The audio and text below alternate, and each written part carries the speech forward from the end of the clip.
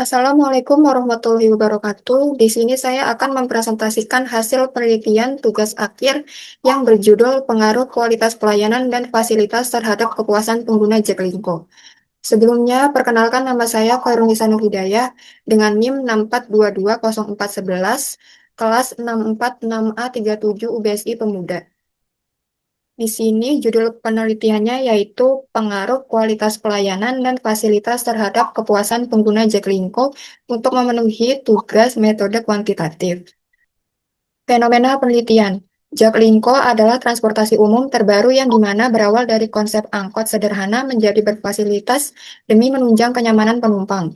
Namun selama Jaklingko beroperasi masih banyak kekurangan, baik dari segi peraturan yang dibuat masih suka dilanggar oleh supir, jadwal terlambat, dan fasilitas yang kurang memadai. Data penelitian. Data penelitian kita dapati dari konsumen atau masyarakat Jakarta yang menggunakan moda transportasi Jaklingko, di mana kita berawal mendengarkan narasumber lalu kita teliti dengan menggunakan kuesioner dan sudah 75 pengguna mengisi kuesioner tersebut. Rumusan masalah. Yang pertama yaitu apakah terdapat pengaruh pelayanan terhadap kepuasan pengguna Jaklingko? Kedua, apakah terdapat pengaruh fasilitas terhadap kepuasan pengguna Jaklingko? Dan yang ketiga yaitu apakah terdapat pengaruh antara pelayanan dan fasilitas terhadap kepuasan pengguna Jaklingko? Kerangka pemikiran. Di sini terdapat tiga variabel, yaitu pelayanan Jaklingko disebutkan sebagai X1, variabel fasilitas Jaklingko yaitu X2, dan untuk variabel Y-nya yaitu kepuasan pengguna Jaklingko. Populasi dan sampel. Populasi. Semua pengguna Jaklingko di DKI Jakarta yang telah menggunakan layanan lebih dari satu kali di segala usia, laki-laki dan perempuan. Sampelnya yaitu 75 responden yang memenuhi kriteria populasi gender, usia, dan pekerjaan dipilih dengan teknik purposive sampling. Data dikumpulkan melalui kuesioner. Di sini terdapat tiga kriteria pengumpulan data dari hasil kuesioner. Yang pertama yaitu jenis kelamin berjumlahkan 75 responden, didominasi oleh perempuan yaitu 72% dan laki-lakinya 28%. Lalu kriteria yang kedua yaitu berdasarkan usia yaitu terdiri dari kurang dari 18 tahun sampai 62 tahun.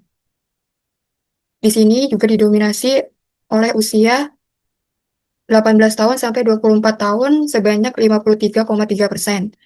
Dari kriteria status pekerjaan yaitu ada dari pelajar, mahasiswa, wira swasta, ibu rumah tangga, karyawan, dan pegawai swasta. Di sini 40% didominasi oleh mahasiswa. Untuk selanjutnya yaitu uji validitas. Kita ke SPSS dulu, lalu setelah kita memasukkan hasil data dari kuesioner ke SPSS, kita ke analyze, lalu correlate, bivariate, lalu eh, untuk setiap item variabel di sini kita pindahkan ke kolom variables.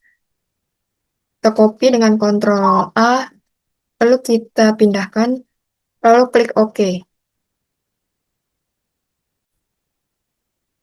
Di sini terdapat hasil output dari hasil uji validitas, di mana hasil total XY di sini tertera terdapat adanya tanda bintang 2 yang artinya valid. Contohnya yaitu di sini 0806. Di sini ada bintang 2-nya yaitu bisa diartikan valid. Lalu untuk seluruhnya itu juga sama apabila dilihat dari adanya bintang. Lalu apabila dilihat dari R tabel, yaitu tingkat signifikasi untuk uji dua arah, yaitu kita lihat yang ada di kolom 0,05. Karena kita jumlah respondennya adalah 75, berarti 75 dikurang 2 yaitu 73 dengan hasil R tabelnya yaitu 0,2272. Yang artinya semua item variabel pertanyaan dari kuesioner itu dinyatakan valid. Setelah kita mengetahui hasil uji validitas, lalu kita ke uji reliabilitas. Kita ke SPSS-nya terlebih dahulu. Untuk selanjutnya yaitu uji reliabilitas. Caranya yaitu analyze, scale, reliability analyze. Lalu untuk uji reliabilitas itu kita hanya pindahkan ke kolom items itu hanya item pertanyaannya saja tanpa diikuti oleh totalnya. Kita kontrol Alt terlebih dahulu, lalu kita pindahkan, kita scroll ke bawah, lalu untuk totalnya kita kembalikan,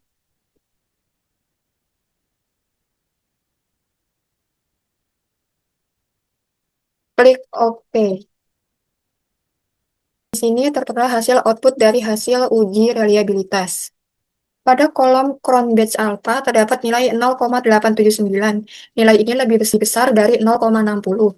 Berdasarkan hasil tersebut, dapat disimpulkan bahwa instrumen penelitian dinyatakan reliable. Selanjutnya yaitu adalah uji korelasi. Untuk uji korelasi itu kita ke analyze, ke correlate, bivariate. Hal ini sama dengan cara kita untuk menguji validitas. Bedanya, kalau untuk uji korelasi itu kita pindahkan hanya totalnya saja.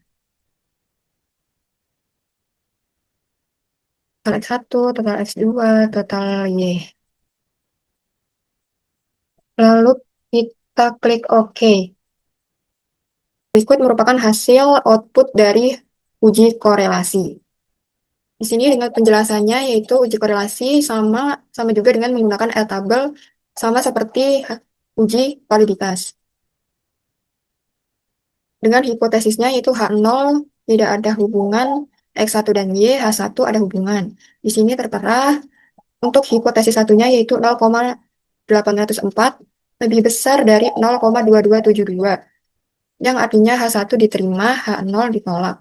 0,2272 juga didapatkan dari R-table. Kesimpulannya, untuk hipotesis 1 adalah H1 diterima karena X1 variabel pelayanan sangat mempengaruhi Y, yaitu kepuasan. Untuk hipotesis kedua yaitu H0 tidak ada hubungan X2 dan Y, Y1 ada hubungan. Yakni tertera yaitu untuk hipotesis kedua yaitu adalah didapatkan hasil 0,806 lebih besar dari 0,2272. Hal ini H1 diterima, H0 ditolak. Dengan kesimpulannya adalah H1 diterima karena X2 fasilitas sangat mempengaruhi Y, yaitu variabel kepuasan. Selanjutnya yaitu uji regresi. Untuk uji regresi kita ke analyze, kita pilih regression, lalu kita pilih linear. Untuk total Y itu kita pindahin ke kolom dependen. Untuk total X1 dan X2-nya kita pindahkan ke kolom independen.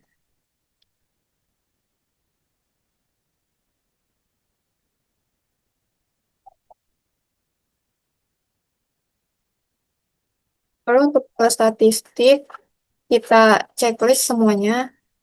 Explores, descriptive, part and partial, and collinearity diagnosis. Lalu kita continue. Lalu untuk bagian plots, kolom Y diisi as receipt, kolom Z rate kita isi ke kolom X, continue.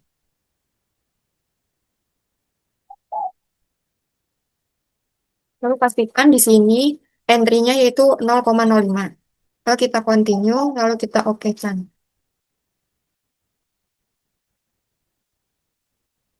Dari hasil output uji regresi, kita menggunakan hasil output dari kolom bagian koefisien. Yaitu untuk penjelasan uji regresinya, yaitu kita terdapat 3 variabel, X1 yaitu pelayanan, X2 yaitu fasilitas, dan untuk Y-nya itu kepuasan. Untuk uji parsial, uji T itu kita persamaan regresinya dengan rumus Y sama dengan A plus BX1 ditambah BX2.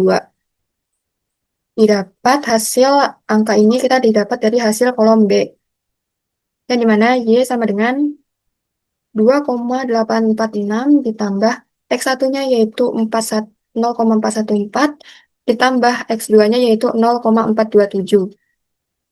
Untuk hasil kolom T-nya yaitu di sini sesuai dengan hipotesisnya yaitu untuk hasil total X1 di bagian kolom T yaitu tertera 4,912 dengan T tabelnya yaitu dengan rumus N kurang 2 sama dengan 75 dari hasil responden yaitu dikurang 2 sama dengan hasilnya 73 dengan hasil 1993 yang artinya 4,912 itu lebih besar dari 1993.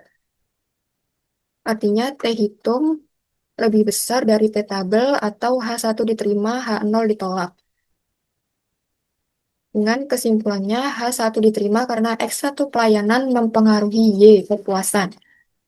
Untuk total X2-nya yaitu didapat hasil di kolom T-nya yaitu 5,011 dengan T tabelnya yaitu 1993 yang artinya 5,011 itu lebih besar dari 10,993 dengan hipotesis H0 tidak mempengaruhi Y, H1 X mempengaruhi Y dengan hasil T hitung lebih besar dari T tabel dengan hasil H1 diterima, H0 ditolak.